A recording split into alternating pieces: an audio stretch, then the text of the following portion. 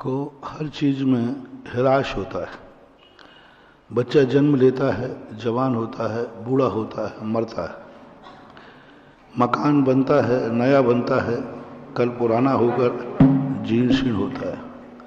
मूर्तियाँ भी एक कृत्रिम ही हैं, इनमें क्षरण भी होता है।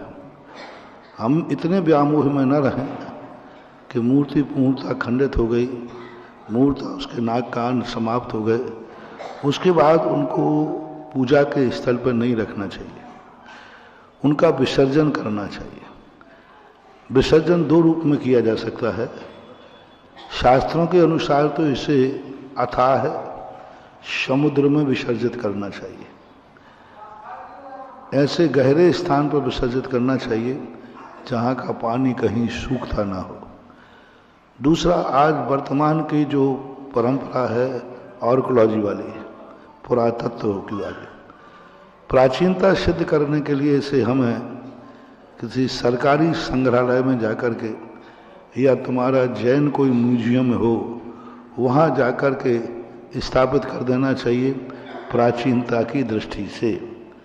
सरकार के बहुत सारे हैं, जैनियों के पास भी बहुत सारे के सरकारी हैं, जैसे आपके उत्तर प्रदेश में देवगढ़ में है, सिरोंजी में है, एमपी में थोबुंजी में है। यहाँ जाकर के उनको सुरक्षित कर देना चाहिए। राजस्थान में आमा के अंदर भी बहुत बड़ा संग्रहालय है, मथुरा में भी है, मथुरा में भी है। तो इन स्थानों पर जाकर के सुरक्षित कर देना चाहिए। इससे दो चीज़ें बनेंगी, विदेशी लोग आकर के उस संग्रहालय में जाएंगे और हमारे भारत की संस्कृति देखेंगे, क्योंकि भारत में नया कुछ नहीं है, पुराना है। एक बार विदेशी व्यक्ति से मैंने पूछा कि तुम भारत में क्यों आते हो, क्या देखने में आता है? बाहर के गार्डन, सौंदर्य, ये तो आपके यहाँ ज़्यादा अच्छा है। तो उसने कितनी बड़ी जवाब दिया, विश्व के पास सब नई चीज़ें हैं, लेकिन पुराने खंडहर मात्र भारत के पास है। आपने देखा होगा, अपने लिए खंडित मूर्ति पूजनी नहीं है, कोई काम की नहीं है, लेकिन वही खंडित मूर्ति विदेशी लोग चोरों से स्मगलर करके करोड़ों रुपया देते हैं। अपने लिए कोई खंडित हो गई, खंडहरों में घूमते हैं। विदेशी को आप बता दो कि एक जंगल में खंडहर है, वो वहाँ चले जाएंगे रिक्शा लेकर के। तो इससे हमारी संस्कृति बनती है, तो उनको वहाँ उसको स्थापित कर देना चाहिए।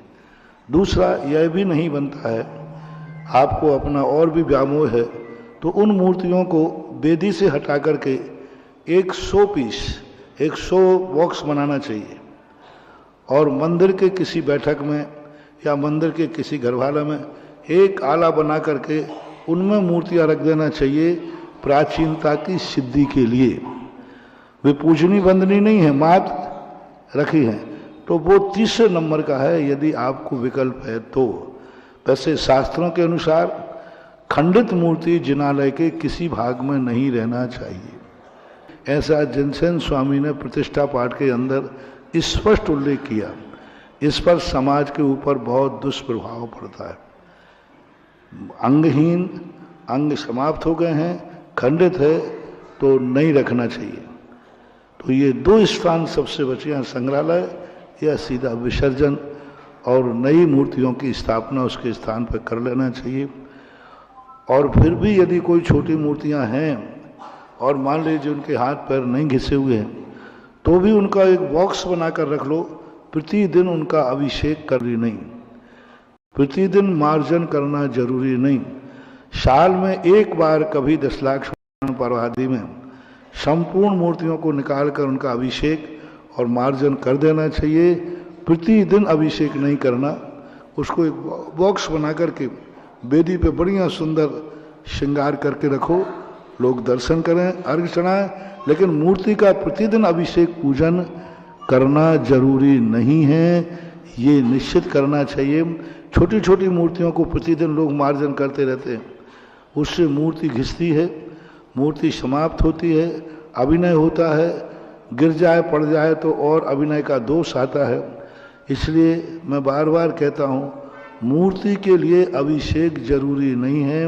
आपके लिए अभिषेक जरूरी है तो जो अच्छी मूर्ति है उसका कर लो। मूर्ति के लिए अभिषेक का कोई संबंध नहीं है कि उनका अभिषेक नहीं होगा तो उनकी पूज्यता खत्म हो जाएगी, ऐसा कुछ भी नहीं है।